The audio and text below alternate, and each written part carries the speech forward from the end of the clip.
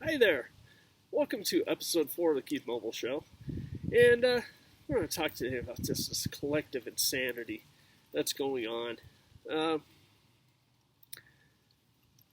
James O'Keefe, yeah, Project Veritas, did a video, it was last week, I guess, fell up in Weld County, Colorado here. It was on Democrat Party Central Committee for Weld County. And had him on video. Basically saying if they, basically proclaiming he's a communist, and proclaiming if they didn't get their ways via elections, they were going to get their way via violence.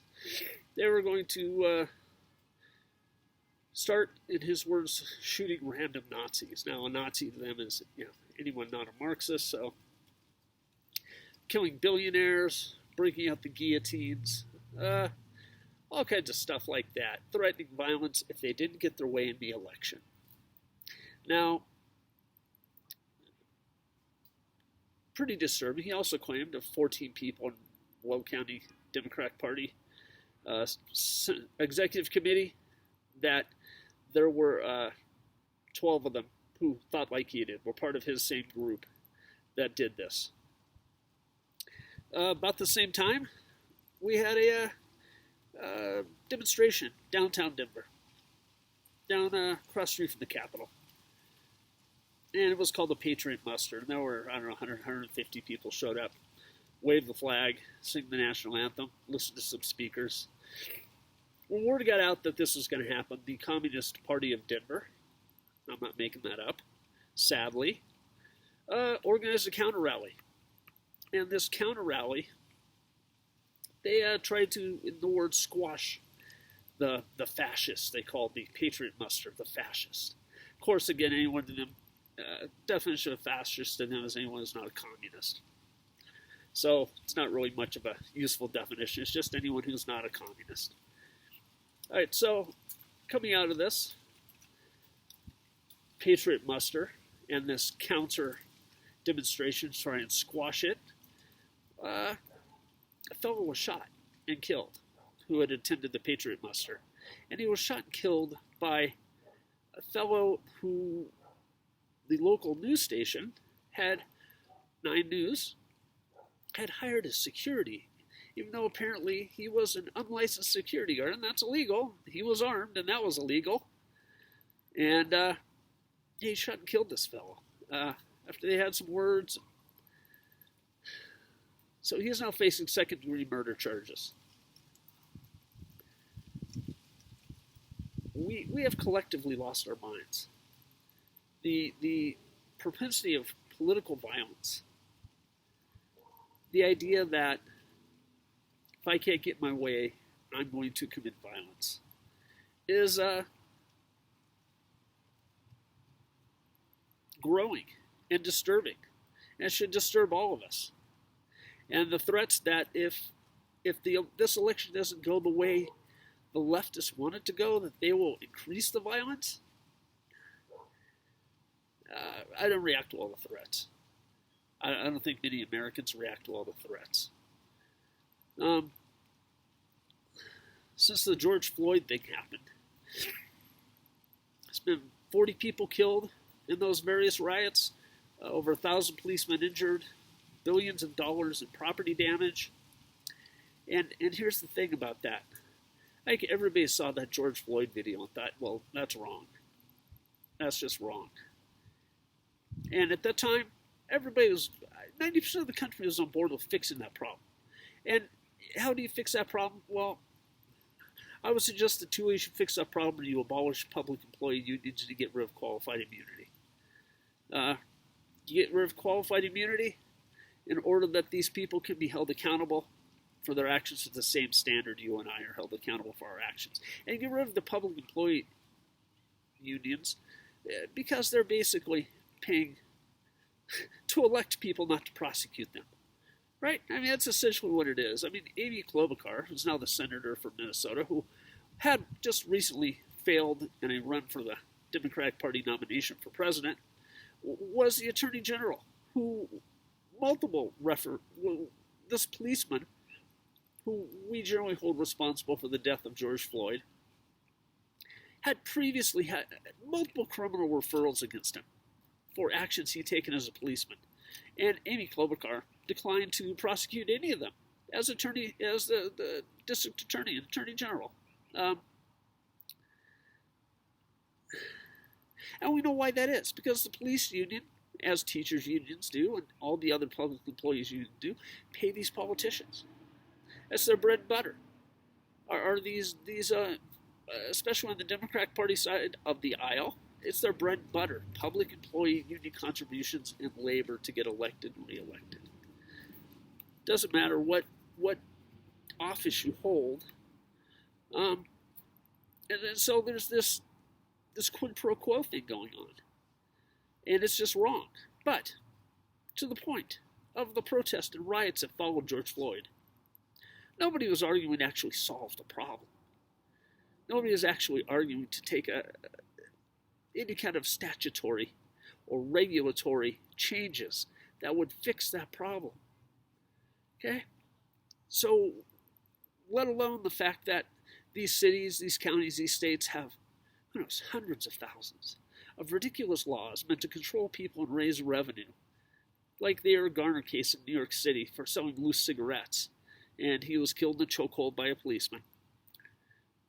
Just the fact that these ridiculous laws, that you can't sell a loose cigarette. I mean,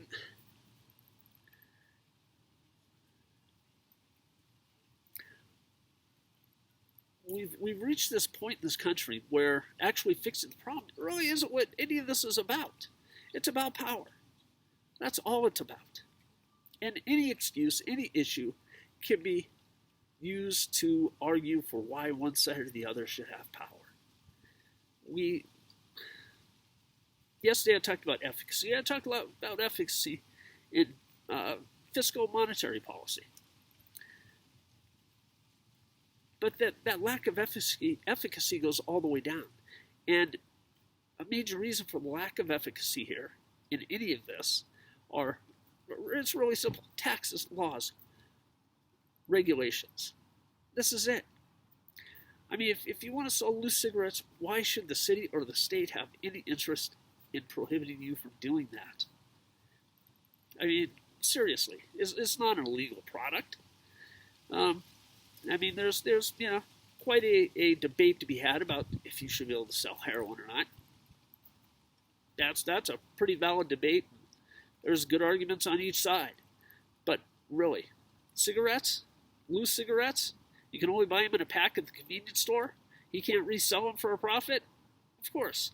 And the fact that, he basically was killed that was the crime Eric Garner was accused of. But nobody's arguing to get rid of that law. Nobody's arguing to get rid of qualified immunity. Well, other than a few of us on the Liberty side. Nobody's arguing to get rid of teachers' unions or police unions or any of these other public employee unions other than a few of us on the Liberty side. Even though if you really want to root cause where these problems come from, that's it. That's where they come from. They come from the fact that we have double standards. That there's a set of rules that apply to us and a different set of rules that apply to those in office, those who are bureaucrats, and those that are politically connected. I mean, this whole Joe Biden with the laptop thing is just the prime example of that, is it not? I mean, and I'm not supposing anything here, but I'm looking at what has been reported that Hunter Biden was involved in, and you wonder, and the FBI knew it, at least last year, 2019, and you look and go, whoa, if any of us did that, we'd be looking at, decades in prison. But he wasn't looking at anything because he's Joe Biden's son. Joe Biden's not looking at anything for what is obvious corruption he engaged in. As long as we have this system that Eric Garner they try and arrest him and end up killing him for selling loose cigarettes, and then Hunter Biden walks away scot-free on the other side, or any number of other people. He's just the most recent example in the news. Any number of other people here. um, that you can have multiple criminal referrals of a policeman, and an attorney general or district attorney will decline to prosecute, primarily because that police union is contributing labor and money to their election or re-election, right? This is wrong. This is just wrong. And so the easiest way to deal with many of these things is simply this: get rid of those public employee unions. Get rid of the idea of qualified immunity. Get rid of all these ridiculous laws. I mean, at the end of the day, all a law is a willing to use force to make somebody do something or prohibit them from doing something. We have to ask ourselves, with each and every law, what is worth using force against someone? Should we use force in cases of murder, rape, kidnapping, armed robbery? Yeah, I think pretty much that's a no-brainer for everybody, right? But it should be legal to walk down the street drinking a beer. Should that really be a crime? Is that worth force? Using force against someone for? Is it worth using force to, if you're fixing your own car in your own garage, which is illegal in some places? Is that worth force? Is it worth force to prohibit somebody from selling loose cigarettes? Is that really worth killing somebody over? I mean, we go on and on and on here with examples of laws. But we've lost context here as a people. We've lost context over what laws are for and why laws exist. Just like on the fiscal monetary side, as I discussed yesterday, we've lost all context about what wealth is and about what money is. We've confused debt with wealth. Fundamentally, in this country, we've made that mistake of assuming debt is wealth. It is not. We've made the mistake of thinking laws are there to solve social problems, and they are not. Laws are there to protect your rights, to protect you, protect your ability to speak, your ability to worship, protect your ability to protest, protect your ability to make a living, protect your ability to do as you wish with your own property. To protect those things, not to violate those things.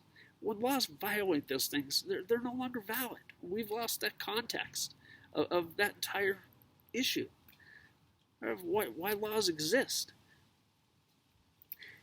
At the same time, we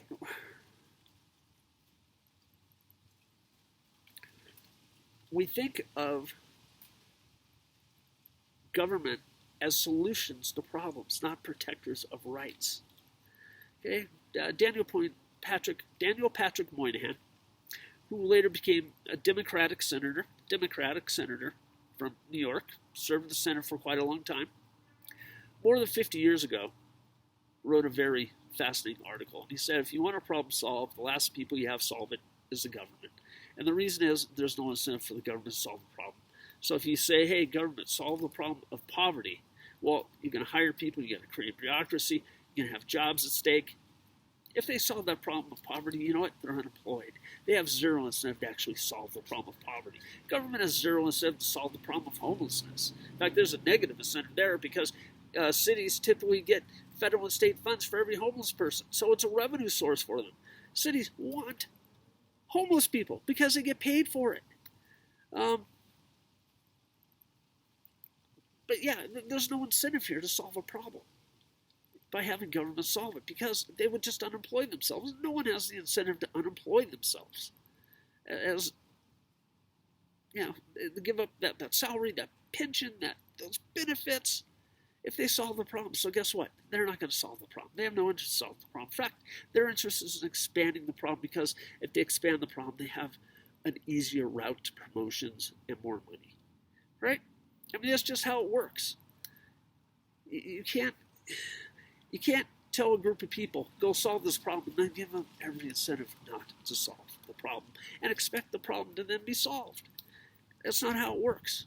So having government solve these problems is absolutely ineffective. We need to return to our principles and return to the roots. I said in the very first video on this show, episode 1, about everyone is created equal and everyone has equal natural rights. And of course, government's job should be to protect those natural rights that you have. Schools of thought, such as progressivism, renounce that idea. They do not believe all men are created equal and all men have the same equal rights. In fact, they don't believe natural rights at all. They believe that is all an artificial construction, and that they will reconstruct a better system that all men are created equal with the same natural rights. So, yeah, there's a lot of Harley Davidsons around here. This is a fundamental difference in how we view the world between liberty and progressivism. You need to understand that. You need to understand that if we're truly going to have a society that gets along, and a society which can cooperate, and a society which can solve problems, the only way you can get there is a society premised on all men are created equal with the same natural rights. Because that means everyone is equal. You don't have Hunter Bidens. You don't have police unions paying district attorneys not to prosecute policemen.